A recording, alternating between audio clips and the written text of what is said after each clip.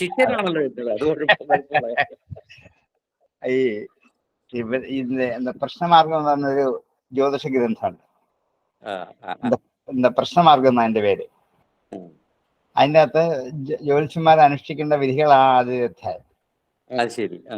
അത് തുടങ്ങുന്നത് ആലോകേ ഖലു കിഞ്ചിത് പൃഷ്ടും മാം പ്രതി നൂനമിത്യപഹിതസ്തന്യസ്തദൃഷ്ടദൃഢം. ആലോകേ ഖലു, നോക്കിയിരിക്കുക ആരെങ്കിലും വരുന്നോ. യക്ഷ്യ കഫ്യജിതായ, ആരെങ്കിലും ഒക്കെ വരുമായിരിക്കും. യക്ഷ്യ കഫ്യജിതായാതി കിഞ്ചിത് പൃഷ്ടും മാം പ്രതി, എന്നോട് എന്തെങ്കിലും ഒക്കെ ചോദിക്കാത്ത ആരെങ്കിലും വരുമായിരിക്കും. കിഞ്ചിത് പൃഷ്ടും മാം പ്രതി നൂനം, ഇത് വ്യവഹിത നിശ്ചയിച്ചിട്ട് പടിക്കലേക്ക് കണ്ണു നോക്കി ഇരിക്കുന്നു.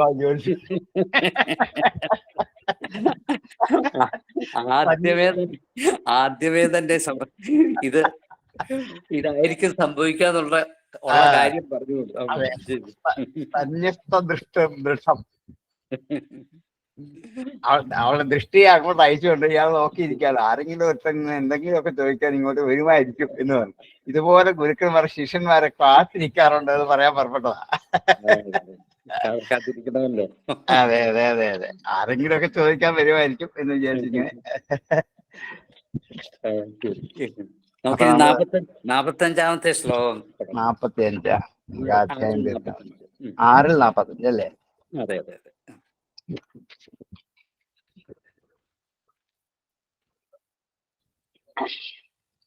ഓം സഹനാവവതു സഹനവു ഭുനക്തു സഹ വീര്യം കരവാവഹൈ തേജസ്വിനാവധീതമസ്തു മാ വിദ്വിഷാവഹൈ. ഓം ശാന്തി ശാന്തി ശാന്തി. നവമസ്കന്ധം 6-ാം അധ്യായം 45-ാമത്തെ ശ്ലോകം. ബൃഹശ്രവസ്താഭിരപാരണീയ തപശ്രിയാനർഘ്യപരിച്ഛദേഷു ഗൃഹേഷു നാനോപവനാമലാംഭ പരസ്സു സൗഗന്ധികാനനേഷു. സഹ അവൻ, ബൃഹശ്രവ ബൃഹത്തായ ശ്രവസ്സോട് കൂടിയവൻ. ആരോ അവൻ? ബൃഹശ്രവ, വളരെയധികം കീർത്തി ഉള്ളവൻ എന്നർത്ഥം. ശ്രവസ് എന്ന കീർത്തിയാണ്. ബൃഹത്തായ കീർത്തിയോട് കൂടിയവനായ അവൻ ബൃഹശ്രവ. ഇതിനകത്ത് ബഹു ഋചകയാണ് അല്ലേ? ബൃഹശ്രവ ബഹു ഋചഹ, ബഹുഋചഹ.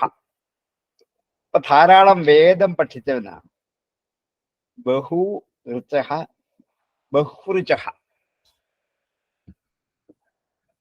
ധാരാളം തപസ് ചെയ്തും ചെറുപ്പകാലം വരെ വേദം അധ്യയനം ചെയ്തു വന്നിരുന്ന അയാൾ താഭിഹി അവൾമാരാൽ അപാരണീയ പരിച്ഛേദിക്കാൻ കഴിയാത്തതായ അപാരണീയ തപഹ തപസ്, അളന്ന് തിട്ടപ്പെടുത്താനാവാത്ത തപസിന്റെ സമൃദ്ധി കൊണ്ട് തപശ്രിയ അനർഘ്യപരിച്ഛദേഷു അനർഘ്യങ്ങളായ വിലമതിക്കാനാവാത്ത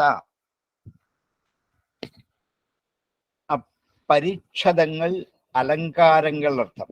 പരിച്ഛദേഷു അലങ്കാരങ്ങളിൽ ധാരാളം വേദങ്ങൾ അഭ്യസിച്ച് കിട്ടിയ തപസിന്റെ ശക്തി അളന്ന് തിട്ടപ്പെടുത്താനാവാത്തവനായ ആ സൗഭരിയുടെ കഥയല്ലേ പറഞ്ഞു തരിക. അദ്ദേഹം താൻ സമ്പാദിച്ചു വെച്ച തപസിന്റെ ശ്രീ കൊണ്ട്, അതിന്റെ സമൃദ്ധി കൊണ്ട് അനർഘപരിച്ഛദേഷു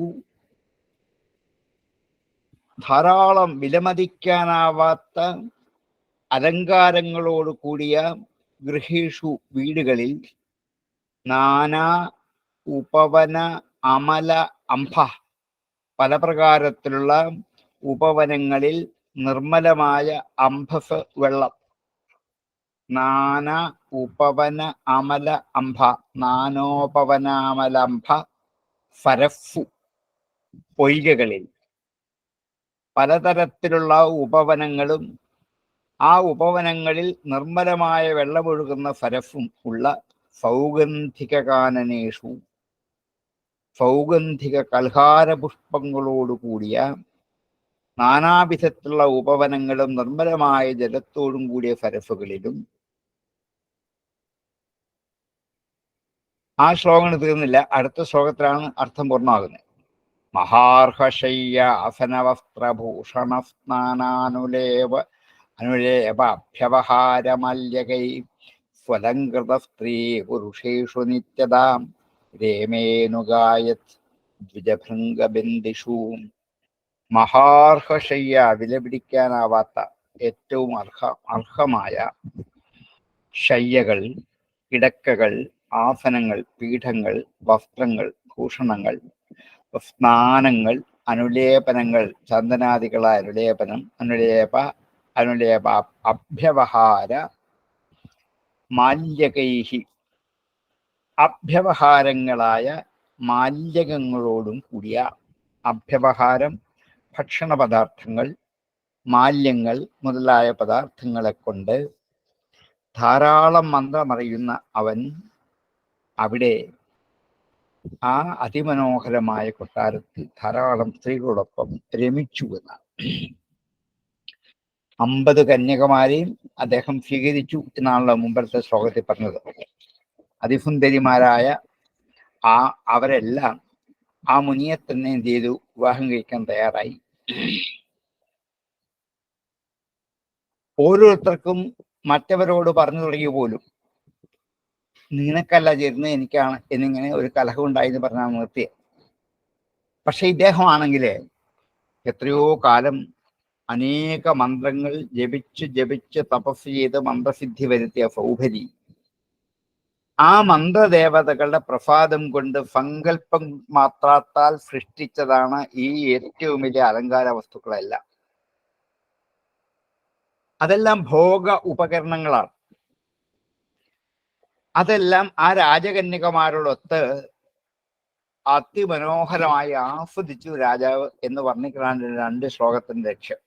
ബഹുജഹ, ആ ധാരാളം മന്ത്രം പറയുന്ന ആ സൗഭരി താഭിഹി, ആ അവൾമാരോടൊപ്പം അപാരണീയ തപശ്രിയ, അളക്കാനാവാത്ത തപസിന്റെ ശോഭ കൊണ്ട് അദ്ദേഹം ഉണ്ടാക്കിയെടുത്തു. സങ്കല്പശക്തി കൊണ്ട്, മന്ത്രദേവതകളുടെ അനുഗ്രഹം കൊണ്ടാണ്.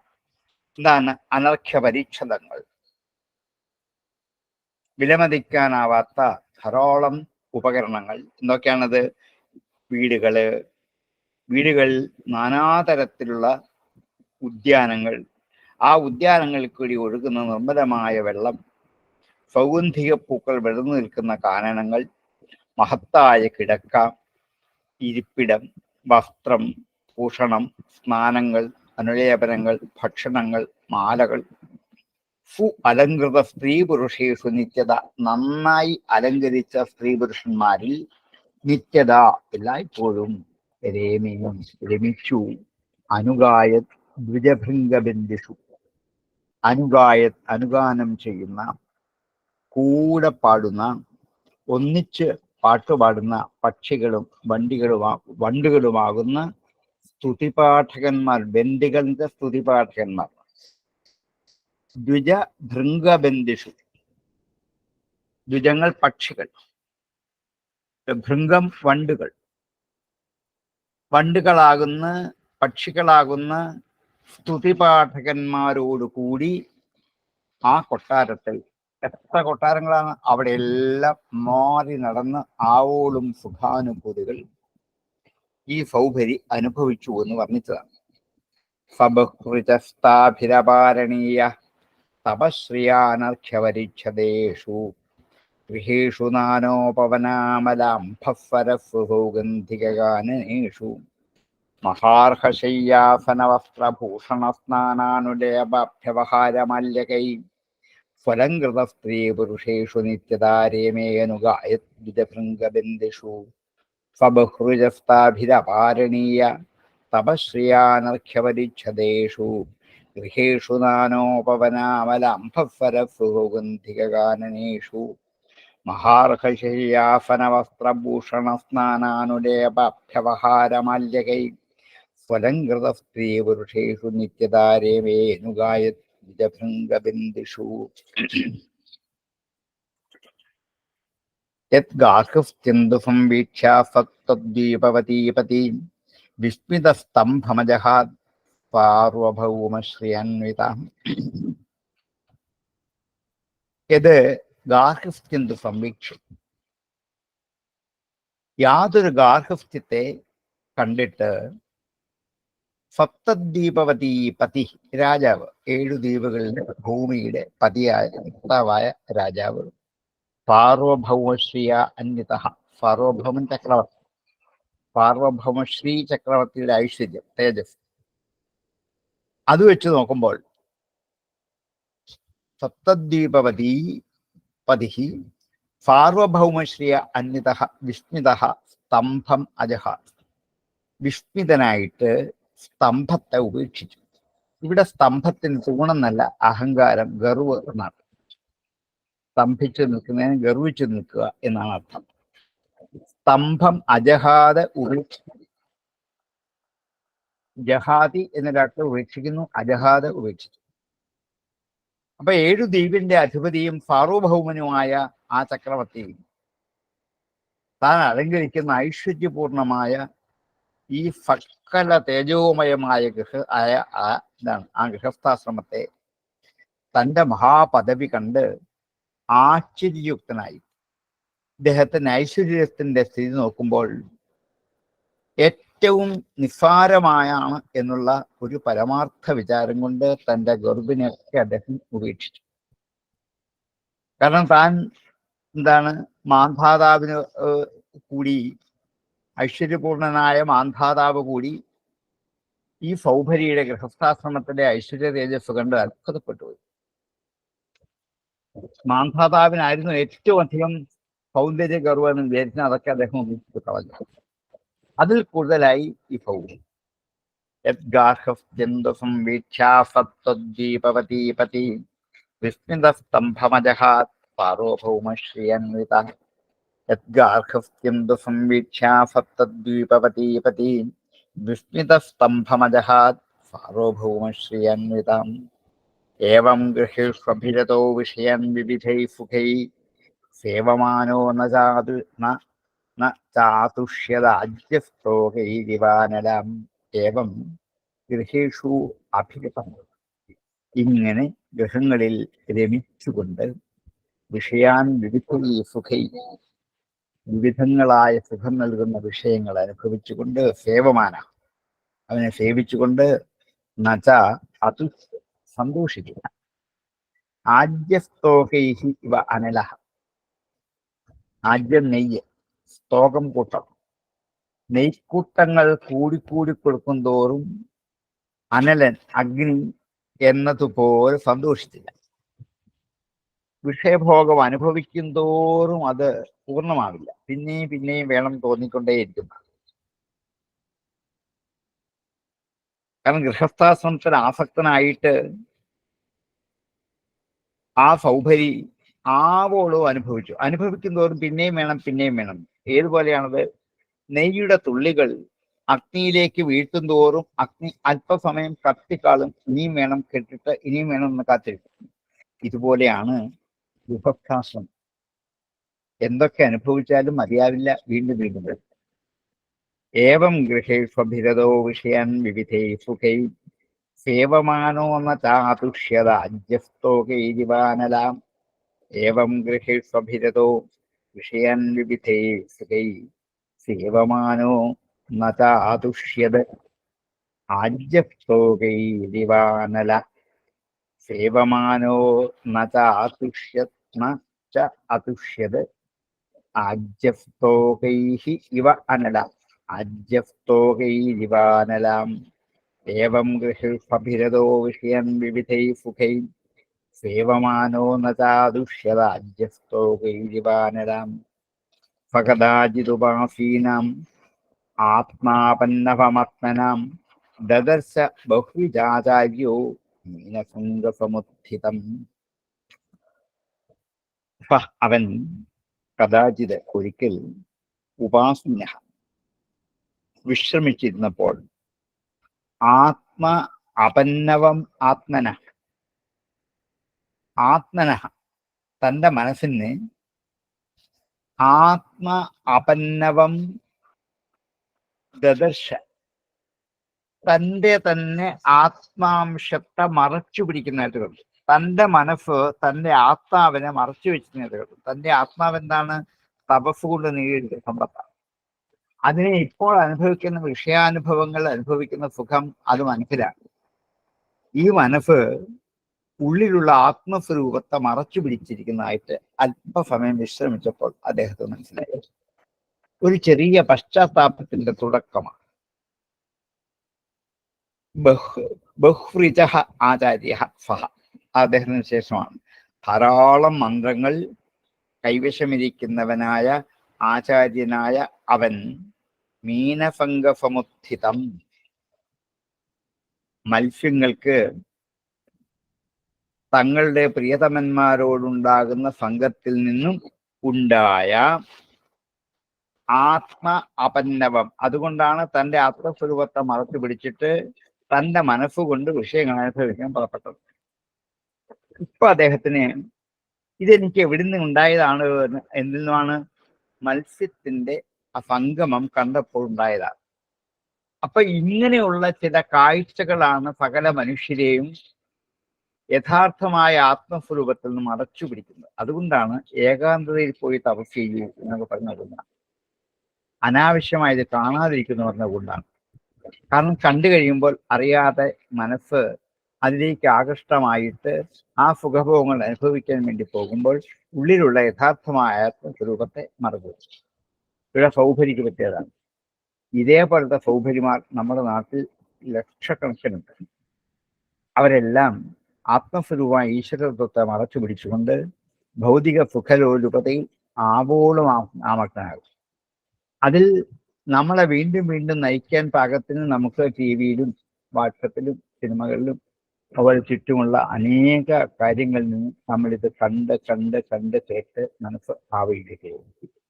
ഇതാണ് തനിച്ചു പറ്റിയത് എന്ന് സ്വന്തം പോരായ്മ തിരിച്ചറിയാനുള്ള കഴിവ് തൻ്റെ ചെറുപ്പകാലത്ത് നേടിയെടുത്ത തപസ്സുകൊണ്ടും മന്ത്രജപം കൊണ്ടും ഉണ്ടാക്കിയെടുത്ത ആ ഒരു സംസ്കാരം കൊണ്ട് ഇപ്പൊ തനിക്ക് ഒറ്റയായി. ഇത് ശരിയല്ല, ഇങ്ങനെയല്ലായിരുന്നു തന്റെ വഴി. പകദാചിതുപാസീനാം ആത്മാപന്നവമാത്മനാം ദദർശ ബഹുജാചാര്യോ മീനസംഗസമുത്ഥിതം. പകദാചിതുപാസീനാം ആത്മാപന്നവമാത്മനാ ദദർശ ബഹുജാചാര്യോ മീനസംഗസമുത്ഥിതം. അഹോ ഇമം പശ്യത മേ വിനാശം തപസ്വിന സച്ചരിതൗ വ്രതസ്യാം അന്തർജലേ വാരിചര പ്രസംഗ പ്രഖ്യാപിതം ബ്രഹ്മചിരം സുതം യത്. ഓ കഷ്ടം. ഇമം മേ വിനാശം പശ്യത, എന്റെ ഈ വിനാശത്തെ ഒന്ന് നോക്കി കാണൂ. ഞാനിപ്പോ ഒരു നാശത്തിലേക്ക് പോയിക്കൊണ്ടിരിക്കുകയാണ്. തപസ്വിനഹ, തപസ്വിയായി സച്ചരിതവ്രതസ്യ, സത്തായ ചരിതത്തിൽ വ്രതമുറച്ചിരിക്കുന്നവനായ ഇമം മേ വിനാശം, എന്റെ വിനാശത്തെ. ഞാൻ എങ്ങനെയുള്ളവനാണ്? തപസ്വിയാണ്, സച്ചരിതവ്രതൻ. അങ്ങനെയുള്ള എനിക്ക് പോലും ഒരു നിമിഷം മീനസംഗമം കണ്ടിട്ട് അതിനുള്ള ആഗ്രഹം ഉള്ളിലുണ്ടായി ഞാൻ പുറപ്പെട്ടു പോയതാണ്. ഇപ്പൊ ഇതൊന്നും ഇല്ലാത്തൊരാളുടെ കഥയോ പറയാനുമില്ല. ഇത്രയൊക്കെ നേടിയ തനിക്കാണ് ഇത് സംഭവിച്ചത്. അന്തർജലേ വാരിചര പ്രസംഗ, ജലജന്തുക്കളോടുണ്ടായ ഒരു ചേർച്ച കൊണ്ടാണ്. അന്തർജലേ, വെള്ളത്തിനകത്ത്, വാരിചരന്മാർ, വെള്ളത്തിൽ സഞ്ചരിക്കുന്ന ജലജീവികൾ, അവരുള്ള പ്രസംഗം, അടുപ്പം കൊണ്ട് പ്രഖ്യാപിതം ബ്രഹ്മ, പതക്കാരമായി സമ്പാദിച്ച തപസ് ഇറങ്ങിപ്പോയി, നഷ്ടപ്പെട്ടു പോയി, മുഴുവൻ നശിച്ചു. ചിരം ശ്രുതം യത്. വളരെ കാലം കൊണ്ട് ധരിച്ചുണ്ടാക്കി വെച്ച തപസ് മുഴുവൻ പ്രഖ്യാപിതം. ഇതാ നഷ്ടപ്പെട്ട് ഒഴുകിപ്പോയി. അഹോ തപസ്, എന്റെ അവസ്ഥ ഇങ്ങനെയായിട്ട്. പൗഹരിയുടെ പശ്ചാത്താപത്തെ കാണിക്കാം. അല്ലയോ ജനങ്ങളെ, ഞാൻ സദാചാരം എന്ന വ്രതത്തോട് കൂടിയവനാണ്, തപസ്വിയാണ്, എനിക്ക് ഈ വിനാശം ഉണ്ടായല്ലോ. നമ്മളും പറയും, ഞാൻ എന്ന് നാമം ചൊല്ലും, എന്ന് നമസ്കരിക്കും, അമ്പലത്തിൽ പോകും, ഇഷ്ടം പോലെ വഴിപാട് കഴിക്കും, എന്താണ് സപ്താഹങ്ങളിൽ പോയി കേൾക്കുന്നുണ്ട്, ഇതെല്ലാം എനിക്കിത് വന്നല്ലോ. അതിനേക്കാൾ എത്രയോ മുകളിൽ നിൽക്കുന്ന ആളാണ് ഈ സൗഭരി. ഈ സൗഭരിക്ക് പോലും ഇത് വന്നുവല്ലോ എന്ന്. അങ്ങനെ നിങ്ങൾ നോക്കൂ, ഇത് എനിക്ക് പോലും ഇങ്ങനെ വന്നെങ്കിൽ പിന്നെ ബാക്കിയുള്ള കാര്യം പറയാനില്ല. എന്താണ് എനിക്ക് സംഭവിച്ചത്? ജലചര ജന്തുക്കളുടെ കൂടെയുള്ള സഹവാസം കൊണ്ട് സംഭവിച്ചതാണ്. ഈ ഫംഗദോഷം ഒഴിവാക്കാൻ വേണ്ടിയിട്ടാണ് വെള്ളത്തിൽ പോയി കിടന്നത്. അവിടെയും ഫംഗദോഷം തന്നെ എന്നെ ബാധിച്ചു. ഉള്ളിലുണ്ടായിരുന്ന ഫംഗദോഷം കൊണ്ട് ഏതൊക്കെ ഗംഗയിൽ പോയി മുങ്ങി കുളിച്ചാലും ആ ഫംഗദോഷം വീണ്ടും വീണ്ടും നമ്മെ ബാധിച്ചുകൊണ്ടിരിക്കും. തൻ്റെ മനസ്സിനെ വികൃതമാക്കി മാറ്റി വിഷയാസക്തിയിലേക്ക് എത്തിച്ചു. വളരെക്കാലമായി സമ്പാദിപ്പിച്ച അർത്ഥം മുഴുവൻ നഷ്ടപ്പെട്ടു. നമ്മളും ഇങ്ങനെയാണ്. രാവിലെ ഉച്ചയ്ക്കോ വൈകിട്ടോ കുറച്ച് നാമം ചൊല്ലിയോ തപസ് ചെയ്തോ ധ്യാനിച്ചോ യജ്ഞം ചെയ്തോ അമ്പലത്തിൽ പോയോ ഇത്തിരി സമ്പാദിച്ചു വെച്ച ആ ഒരു തപശക്തി പകല് മുഴുവനും ദുഷ്ടവാക്കുകൾ ഉച്ചരിച്ച് ദുഷ്ടമായ കാഴ്ചകൾ കണ്ട് അനാവശ്യമായ ചിന്തകൾ മുഴുകി ആ ശക്തി മുഴുവൻ നശിപ്പിച്ചത്. നമ്മളും അങ്ങനെ തന്നെ. ഇതൊന്ന് ബോധ്യപ്പെടുത്താൻ വേണ്ടിയാണ് ഈ കഥ വിസ്തരിച്ച് പറഞ്ഞത്. എല്ലാ കഥയും പറയില്ല, ചിലരുടെ കഥയെ പറയും. നോക്കൂ എത്ര വിവേകശാലിയാണ് ഇയാൾ. നമ്മൾക്ക് പറ്റിയ കഥ മാത്രം എടുത്ത് മുമ്പിൽ തരും.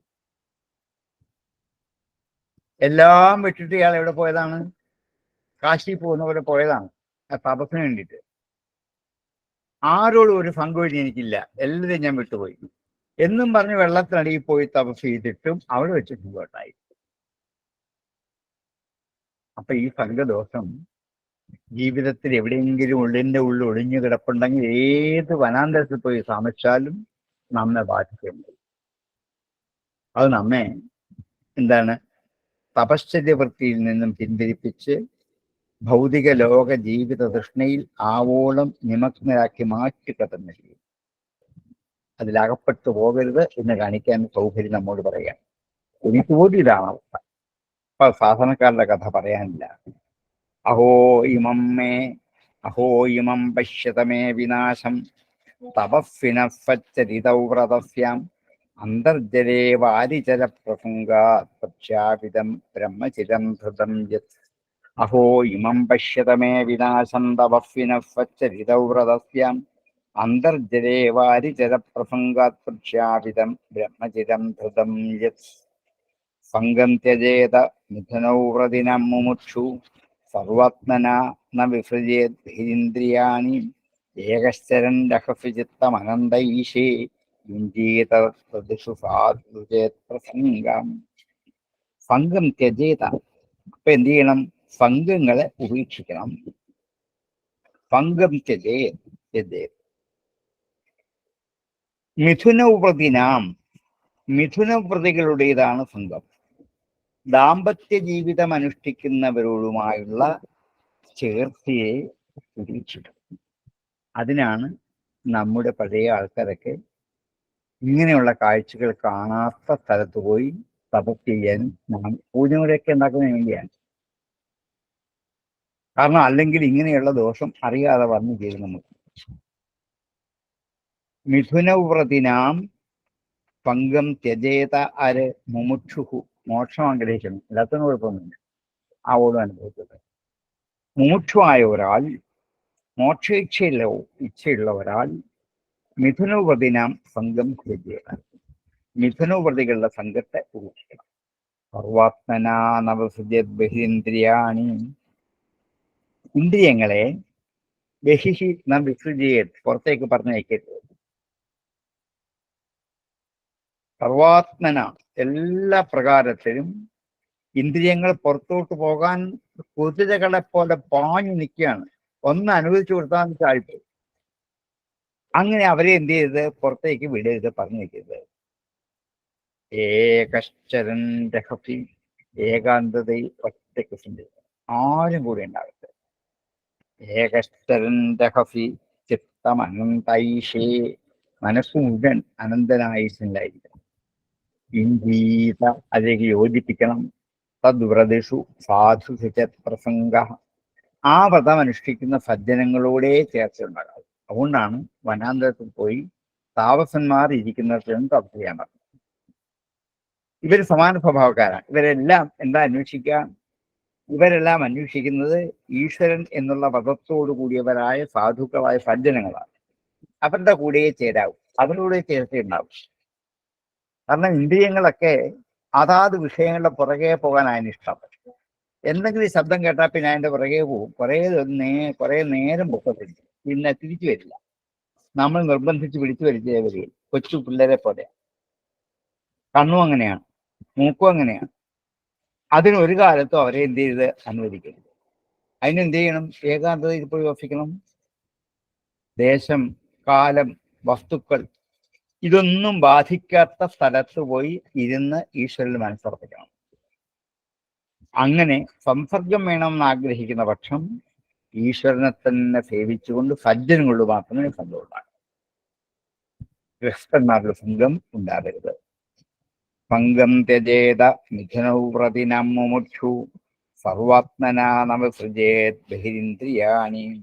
ഏകശ്ചരൻ രഹസ്യ ചിത്തം അനന്തൈഷേയുഞ്ജീത പ്രസംഗം. സംഘം ത്യജേത മിഥുനൗ പ്രതിനം മുമുക്ഷു, സർവാത്മനാ നമസൃജേത് ബഹിരിന്ദ്രിയാണി.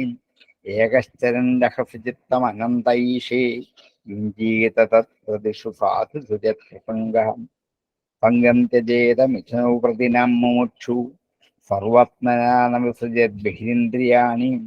ഏകശ്ചരൻ രഹസ്യ ചിത്തം അനന്തൈഷേ യുഞ്ജീത തദ്പ്രതിഷു സാധു സുജത് പ്രസംഗം. ഏകസ്തപസ്യഹം അഥാംഭവ്യമത്സ്യശൃംഗാത്, പഞ്ചാദശാഫമുത പഞ്ചസഹസ്രസർഗ. നാന്തം വ്രജാമ്യുഭയകൃത്യമനോരഥാനാം, മായാഗുണേ ഹൃതമതിർവിഷേസ്വഭാവാം. ഏകഃ തപസ്വി അഹം, ഏകസ്തപസ്യഹം. ഏകഃ ഒറ്റയാനായ, തപസ്വിയായ ഞാൻ.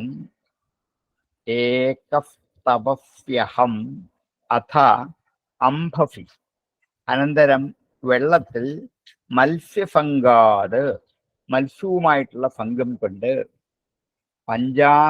പഞ്ചാശത് ആസം ഉത, 50 ഞാൻ ഭവിച്ചു. 50 ഭക്തന്മാരെ സ്വീകരിച്ചപ്പോൾ താൻ 50 രൂപങ്ങളായി മാറി. തീർന്നില്ല, പഞ്ചസഹസ്രവർഗം. ആ 50 എണ്ണത്തെ കൂടി എത്രയുണ്ടായി? പഞ്ചസഹസ്രസർഗ, 5000 സൃഷ്ടികളായിട്ട് ഞാൻ തന്നെ ഭവിച്ചു. നോക്കൂ, ഒന്നായിരുന്ന ഞാൻ 50 സ്ത്രീകളോടുകൂടി 50ആയി. അവരിൽ നിന്നും എത്രയായി? അവരിൽ നിന്നും 5000 സൃഷ്ടികൾ, പുത്രന്മാരെ സൃഷ്ടിച്ചു. അതൊക്കെ ഞാൻ തന്നെയാണ്. ഒന്നായ ഞാൻ 50ആയി, 5000ആയി. നോക്കൂ, ദാമ്പത്യ ധർമാസക്തന്മാരോട് ചേർന്നാൽ ഉണ്ടാകുന്ന ദോഷത്തിന്റെ സ്വരൂപം വിവരിക്കാം. ഏകനായിട്ടാണ് താൻ ജലാന്തർഭാഗത്തിലേക്ക് തപസ് ചെയ്തത്. പക്ഷെ അവിടെ മിഥുനധർമ്മത്തിലുള്ള ആസക്തി കൊണ്ട് അങ്ങനെയുള്ള മത്സ്യത്തെ കണ്ട് ആ ആസക്തി എന്നെ ബാധിച്ചു. 50 കന്യകമാരെ സ്വീകരിച്ചു. ഒരേ കാലം 50 പേരെയും സുഖിപ്പിക്കാൻ വേണ്ടി എൻ്റെ യോഗശക്തി കൊണ്ട് ഞാൻ 50 ശരീരങ്ങളായിട്ട് മാറി. അങ്ങനെ ഏകനായ ഞാൻ 50ആയി ഭരിച്ചു. ഓരോ ഭാര്യമാരിലും 100 പുത്രന്മാരെ സൃഷ്ടിച്ചു. അങ്ങനെ എന്തായി? ഞാൻ 5000 രൂപമുള്ളവനായിട്ട് ഞാൻ മാറി. നോക്കൂ, ഏകസ്തപസ്യഹം അഥാംഭവി മത്സ്യസംഗാത്, പഞ്ചാശതാസമുത പഞ്ചസഹസ്രവർഗം. നാന്തം വ്രജാമി ഉഭയകൃത്യമനോരഥാനാം, ന അന്തം ജഗാമി. എന്നിട്ടും എൻ്റെ മനോരഥങ്ങളുടെ അവധിയിലേക്ക് ഞാൻ എത്തിയില്ല. ഉഭയകൃത്യങ്ങളെ സംബന്ധിച്ച മനോരഥങ്ങൾ, ഉഭയകൃത്യം ദാമ്പത്യധർമ്മം, അതിനുള്ള എൻ്റെ മനോരഥത്തെ ന അന്തം പ്രജാമി, അതിൻ്റെ അവസാനം എത്തിയില്ല, മതിയായും തോന്നിയില്ല. മായാഗുണേഹൃതമതി, ആ മായാഗുണം കൊണ്ട് എൻ്റെ ബുദ്ധി അപഹരിച്ചിട്ട് വിഷയേ അർത്ഥഭാവാഹം, വിഷയത്തില് പുരുഷാർത്ഥഭാവത്തോടു കൂടിയവനായിട്ട് ഉണ്ട്. പുരുഷാർത്ഥങ്ങളിൽ കാമാസക്തിയാണ് എന്നെ അടക്കി ഭരിച്ചത്. ഈ ലോകത്തിലും പരലോകത്തിലും എന്തൊക്കെ സുഖാനുഭവങ്ങളുണ്ടോ, അതിനുള്ള കർമ്മങ്ങൾ എന്തൊക്കെയാണോ അനുഷ്ഠിക്കേണ്ടത്, അതിൻ്റെ ലക്ഷ്യം എന്താണെന്നറിയാതെ പരിഭ്രമിച്ചുകൊണ്ട് ഞാൻ വരും. ഇതിൻ്റെ എല്ലാം കാരണം മായാഗുണത്തോടുള്ള സംബന്ധം കൊണ്ടാണ്. അങ്ങനെ ആയാൽ എൻ്റെ വിചാരശക്തി നഷ്ടപ്പെടും. അപ്പോൾ വിഷയസുഖാനുഭവം കൂടി വരും. പരമപുരുഷാർത്ഥമായ മോക്ഷത്തിലേക്കുള്ള വഴി മാറിപ്പോകും. ഇതാണ് ലോകത്തെല്ലാവർക്കും സംഭവിക്കുന്ന ഇതാണ്. എത്ര ഭംഗിയായിട്ട് മനസ്സിനെ അനലൈസ് ചെയ്തു. ഞാൻ ഏകനായി ഞാൻ ജനിച്ചു, ഏകനായി ജനിച്ച് ഞാൻ പലതായിട്ട് മാറി. അച്ഛനുണ്ടായി, അമ്മയുണ്ടായി, എൻ്റെ അച്ഛനായി, എൻ്റെ അമ്മയായി, ഭാര്യയുണ്ടായി, എൻ്റെ ഭാര്യയായി, മക്കളുണ്ടായി, എൻ്റെ മക്കളായി. ഇത് പക്ഷെ ഒരു ഭാര്യയല്ല, 50 ഭാര്യമാരെ ഒരേ സമയത്ത് സന്തോഷിപ്പിക്കുന്ന തൻ്റെ യോഗശക്തി കൊണ്ട് താൻ 50ആയിട്ട് മാറി. ഓരോരുത്തരും 100 പുത്രന്മാരെ സൃഷ്ടിച്ചപ്പോൾ 5000 പേരായിട്ട് താൻ മാറി. എന്നിട്ടും മതിയായോ? ഇല്ല. എവിടെയാ എൻ്റെ അന്തം? ഇതിന്റെ അന്തത്തിലേക്ക് എത്താൻ പറ്റില്ല. ഇതിനെ എങ്ങനെ എന്നെ മാറ്റിച്ചത് മായാഗുണം കൊണ്ടാണ്. അതുകൊണ്ട് എൻ്റെ മതിയെ, ബുദ്ധിയെ ഈ മായ അപഹരിച്ചു. വിഷയങ്ങളിലേക്ക്, പുരുഷാർത്ഥഭാവങ്ങളായ വിഷയങ്ങളിലേക്ക് ഞാൻ സഞ്ചരിച്ചു. ഏകസ്തപസ്യഹമഥാംഭസിമത്സ്യസംഗാത് പഞ്ചാശദാസമുത പഞ്ചസഹസ്രവർഗാം നാന്തം പ്രജാമ്യുഭയകൃത്യ മനോരഥാനാം മായാഗുണിർഹൃതമത് ഉഷേർത്ഥഭാവം. ഏകസ്തപസ്യഹമഥാംഭസി മത്സ്യസംഗാത് ഏകഃ തപസി അഹം അഥ അംഭസി. ഏകസ്തപസ്യഹമഥാംഭസി മത്സ്യസംഗാത് പഞ്ചാശത് ആസം ഉത, 50 ആസം ആയിട്ട്. പഞ്ചാശദാസം ഉത പോരാ, പഞ്ചസഹസ്രവർഗ 5000 മാറി. നാന്തം പ്രജാമ്യുഭയകൃത്യ മനോരഥാനം മായാഗുണിർഹൃതമതിർ വിഷേർത്ഥഭാവ. ഏകസ്തപസ്യഹമഥാംഭസി മത്സ്യസംഗാത് പഞ്ചാശദാസമുത പഞ്ചസഹസ്രവർഗം നാന്തം പ്രജാമ്യുഭയകൃത്യ മനോരഥാനം മായാഗുണിർഹൃതമതിർ വിഷേർത്ഥഭാവം. ഏവം വസൻ ഗൃഹേ കാലം വിരക്തോ ന്യാസമാസ്ഥിതാം വനം ജഗാമാനുയുസ്തത്പത്ന്യഃ പരിദേവതാഹം.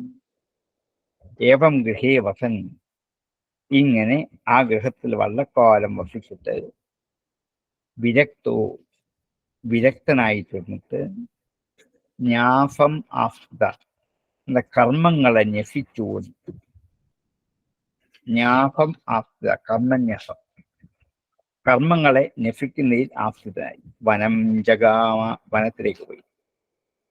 അനുയയു തത്പത്ന്യ, ആ പത്നിമാരും കൂടെ പോയി. പതിദേവതാഹം, തങ്ങളുടെ പതിയാണ് തങ്ങളുടെ ദേവതകൾ എന്ന് വിചാരിച്ച പാതിവൃത്യ ഗുണമുള്ള പത്നിമാരൊക്കെ ഈ ഇദ്ദേഹത്തിന്റെ പുറകെ കാട്ടിലേക്ക് പോയി. ഏവം വസൻ ഗൃഹേ കാലം വിരക്തോ ന്യാസമാസ്ഥിതാം വനം ജഗാമാനുയുസ്തത്പത്ന്യ പതിദേവതാം. ഏവം വസൻ ഗൃഹേ കാലം. ഇതാണ് തീരെയാവും.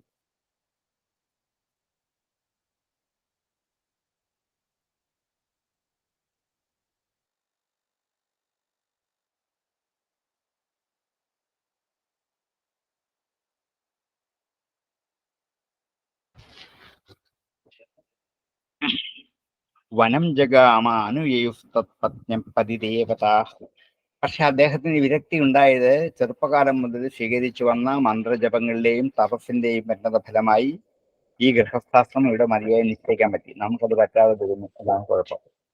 അങ്ങനെ വിരക്തി വന്നിട്ട് കാട്ടിലേക്ക് പത്നിമാരും കൂടെ പോയി. തത്തതത്വാ തപസ്ഥീഷ്ണം ആത്മകർഷണമാത്മവാൻ സഹൈവാഗ്നിരാത്മാനം യോജപരമാത്മനി. തത്ര അവിടെ തത്വ തപസ് ചെയ്തിട്ട് തപഹ തീക്ഷ്ണം തീക്ഷ്ണമായ തപസ്സനുഷ്ഠിച്ച് ആത്മകർഷണം ആത്മവാൻ ആത്മാവിനെ ശോഷിപ്പിക്കുന്നതായ തീക്ഷ്ണമായ തപസ്സനുഷ്ഠിച്ച് ആത്മവാനായ അവൻ സഹൈവാഗ്നിഭിഹി ആത്മാനം യോജപരമാത്മനി തന്റെ ശരീരത്തെ അഗ്നിയോട് കൂട്ടിച്ചേർത്തിട്ട് തന്റെ ആത്മാവിനെ പരമാത്മാവിലേക്ക് യോജ. തത്വജ്ഞാനി ആയിരുന്ന സൗഹരി വനത്തിൽ തന്റെ ശരീരത്തെ ഉപേക്ഷിച്ചു. എങ്ങനെയാണ്? ശരീരം ശോഷിപ്പിക്കുന്ന മറ്റൊരു തപസ്സിനെത്തി. അപ്പൊ ശരീരം ശുഷ്കമായി ഉണങ്ങി ഉണങ്ങി ഉണങ്ങി ഉണങ്ങി എല്ലും തോലും മാത്രമായപ്പോൾ ആഹവനീയാദികളായ അഗ്നിഹോത്രാദി കർമ്മങ്ങളൊക്കെ ജ്ഞാനാഗ്നിയിൽ സമർപ്പിച്ച് ജ്ഞാനം തന്നെയാണ് ആത്മസ്വരൂപം എന്ന് ധരിച്ച് ഈ ശരീരം ജ്ഞാനാഗ്നിയിൽ ദഹിപ്പിച്ച് സംസാരമുക്തനായി തീർന്നു.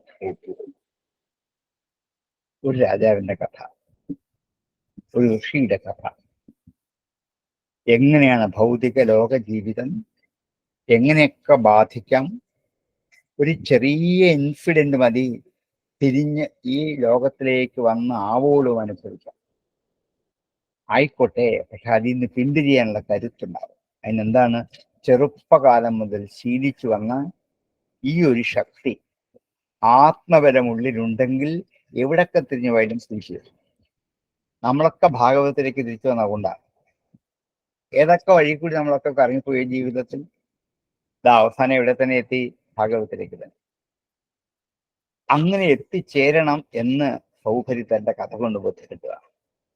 തത്വതത്വാ തപസ്തീക്ഷ്ണം ആത്മകർഷണമാത്മവാൻ സഹസൈവ അഗ്നിഭിരാത്മാനം യോജപരമാത്മനി. തത്വതത്വാ തപസ്തീക്ഷ്ണം ആത്മകർഷണമാത്മവാൻ സഹൈവ അഗ്നിഭിരാത്മാനം യോജപരമാത്മനി. താഹ സ്വപത്യുർമഹാരാജ നിരീക്ഷ്യ ആധ്യാത്മികീം ഗതിം അന്വീയുസ്തത്പ്രഭാവേണ അഗ്നിം ശാന്തമിവർച്ചുഷാം. താഹ ആ പത്നിമാർ സ്വപത്യുഹു സ്വന്തം പതിയായ സൗഭരിയുടെ ഹേ മഹാരാജ സംബോധനയാണ് പരീക്ഷത്തിന്. നിരീക്ഷ്യ കണ്ടിട്ട് ആധ്യാത്മികീം ഗതി സ്വന്തം ഭർത്താവിന്റെ ആധ്യാത്മികമായ ഗതി ഈ 50 പേരും ഒന്നിച്ചു നോക്കിയെന്ന് കണ്ടു. അത് കണ്ടിട്ട് അന്വീയുഹു അനുഗമിച്ചു അദ്ദേഹത്തെ.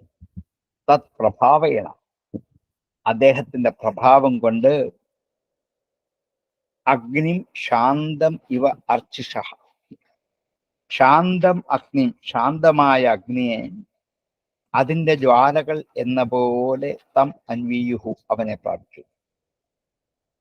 ഭർത്താവ് പരമാത്മാവിൽ ലയിച്ചതിനെ കണ്ടപ്പോൾ ഭാര്യമാരൊക്കെ അദ്ദേഹത്തിന്റെ തപപ്രഭാവം കൊണ്ട് ശാന്തമായ അഗ്നിയോടുകൂടി ജ്വാലകൾ അടങ്ങുന്ന പോലെ അഗ്നി കത്തി കാണുമ്പോൾ ജ്വാലകൾ ഉയർന്നു പൊങ്ങി വരും. പക്ഷെ അഗ്നിയുടെ വീര്യം കെട്ടടങ്ങി ആ വിറക് കമ്പിന്റെ അകത്തേക്ക് ഒതുങ്ങിയാൽ ഈ ജ്വാലകളും അതിന്റെ കൂടെ തന്നെ പോകാം. അതുകൊണ്ട് ഞങ്ങളും ഭർത്താവിന്റെ കൂടെ തന്നെ പോകും. ഏതുപോലെ? അഗ്നി കെട്ടാൽ ജ്വാലകളും കൂടെ പോകാം. അഗ്നിയുടെ പത്നിമാരാണ് ജ്വാലകൾ. അതുകൊണ്ട് ജ്വാല എന്ന പോലെ അദ്ദേഹത്തെ തന്നെ ഇവരും അനുഗമിച്ചു. താഹസ്വപത്തും മഹാരാജ നിരീക്ഷ്യ ആധ്യാത്മികീം ഗതിം അന്വീയു തത്പ്രഭാവേണ അഗ്നിം ശാന്തമിവർച്ചുഷാം. താഹസ്വപത്തും മഹാരാജ നിരീക്ഷ്യ ആധ്യാത്മികീം ഗതിം അന്വീയു തത്പ്രഭാവേണ അഗ്നിം ശാന്തമിവർച്ചുഷാം. താഹസ്വപത്തും മഹാരാജ നിരീക്ഷ്യ ആധ്യാത്മികീം ഗതിം അന്വീയു തത്പ്രഭാവേണ അഗ്നിം ശാന്തമിവർച്ചുഷാം. തപസ് ചെയ്ത ഒരു മുനി എങ്ങനെ ഗൃഹസ്ഥാശ്രമിയായി, അതെങ്ങനെ അനുഭവിച്ചു, അവസാനം വിരക്തി വന്ന് എന്താണ് സന്യാസ സ്വീകരണത്തിലേക്ക് പോയി അദ്ദേഹം എങ്ങനെയാണ് ബ്രഹ്മപദം പ്രാപിച്ചത് എന്ന് അദ്ദേഹത്തെ പത്നിമാർക്കോട് ചേർന്ന് നിന്ന് സൗഭരിയുടെ മനോഹരമായ കഥ ഉദാഹരിച്ചുകൊണ്ട് ഇന്നത്തെ ലോക ജീവിതത്തിൽ ഇത് പാഠമാക്കണം എന്ന് മാത്രം നമ്മെ ബോധിപ്പിച്ചുകൊണ്ട് വ്യാസൻ ആ കഥ അവിടെ ഉപസംഹരിച്ചു. അതോടുകൂടി ആ അധ്യായം തീർന്നു. അടുത്ത 7-ാം അധ്യായത്തിൽ അടുത്ത വിഷയമാണ്. നമ്മുടെ സമയം ഒത്തിരി അതിക്രമിച്ചെങ്കിലും ആ ഒരു അധ്യായം തീരട്ടെ എന്ന് കരുതി ഞാൻ തീർക്കാൻ വേണ്ടി നിന്നാണ്. ആർക്കെങ്കിലും അത്യാവശ്യം സംശയങ്ങൾ ചോദിക്കാം അല്ലേ?